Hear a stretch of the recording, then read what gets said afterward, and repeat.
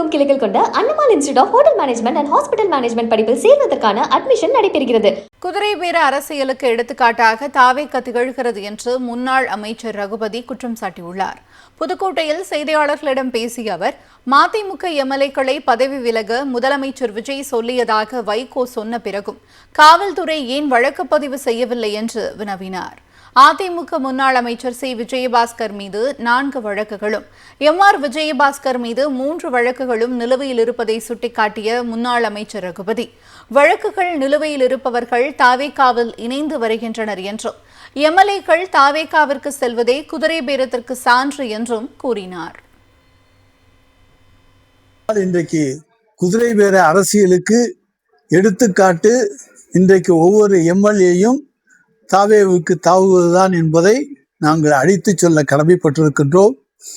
பொதுக்குழுவிலே வைகோ 2 சட்டமன்ற உறுப்பினர்களையும் ராஜினாமா செய்ய சொல்லுங்கள், அவர்களை நான் வெற்றி பெறச் செய்கிறேன் என்று விஜய் சொன்னார் என்று வெளிப்படையாக சொன்ன பிறகு அங்கே குதிரை பேரம், யானை பேரம், எல்லா பேரமும் அந்த பக்கம் நடந்திருக்கிறது என்பதற்கு அது ஒரு எடுத்துக்காட்டு.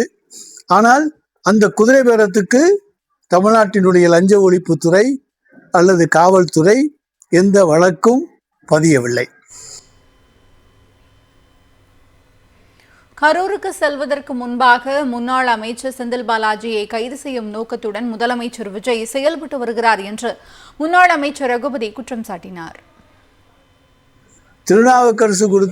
திருநாவுக்கரசு தந்த வாக்குமூலம் என்கின்ற அடிப்படையில், ஏன்னா அவங்க எப்படி வாக்குமூலம் வாங்கி இருப்பாங்கன்னு தெரியும், அடுத்த ஒரு நபரை கை காண்பித்து அவரிடமிருந்து இன்றைக்கு செந்தில் பாலாஜிக்கு நெருக்கமான கார்த்தி போன்றவர்கள் மீது இன்றைக்கு தொடர்ந்து அந்த அம்பு பாய்ந்து கொண்டிருக்கிறது என்று சொன்னால், அதற்கு காரணம் விஜய் கரூருக்கு போவதற்கு முன்னால் செந்தில் பாலாஜியை கைது செய்துவிட்டு செல்ல வேண்டும் என்கின்ற அவர் போட்ட ஒரு சபதமாக இருக்கலாம் என்றுதான் இன்றைக்கு என்ன தோன்றுகிறது.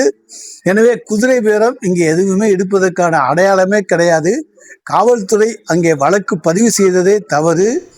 அதுவும் ஒரு புகார் அடிப்படையில் விசாரணை கூட செய்யாமல் அவர்கள் வழக்கு பதிவு செய்திருக்கிறார்கள். திமுக பொறுப்பான எதிர்க்கட்சியாக செயல்பட்டு வருகிறது என்று கூறிய முன்னாள் அமைச்சர் ரகுபதி, ஜனநாயகத்தை தான் திமுக நம்புவதாக கூறினார். நாங்கள் பொறுப்பான எதிர்க்கட்சியாக இருக்கிறோம். எங்களுடைய தலைவர் குதிரை பேர அரசியலிலே வர வேண்டும் என்று நினைத்திருந்தால் 2017 வந்திருக்க முடியும். அன்றைக்கு எங்களிடத்தில் 109 எம்எல்ஏக்கள் இருந்தார்கள். நாங்கள் குதிரை பேரம் என்பது எங்களுக்கு பிடிக்காது. குதிரை பேர அரசியலில் ஈடுபட்டு ஆட்சிக்கு வர வேண்டும் என்று இருந்தால் அன்றைக்கே வந்திருக்க முடியும். எனவே குதிரை பேரத்துக்கு எதிரானது தான் திராவிட முன்னேற்ற கழகம். ஜனநாயகத்தை தான் நாங்கள் நம்புகிறோமே தவிர பணநாயகத்தை நம்பவில்லை.